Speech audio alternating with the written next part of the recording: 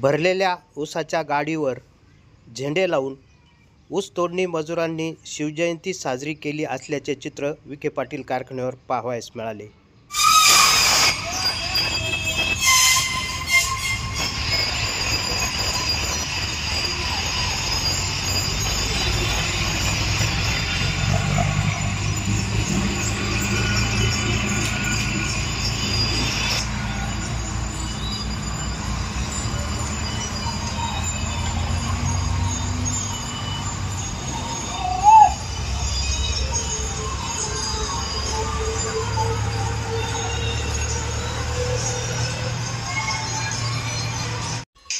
प्रवरा न्यूजसाठी पत्रकार विजय बोडखे, प्रवरा परिसर।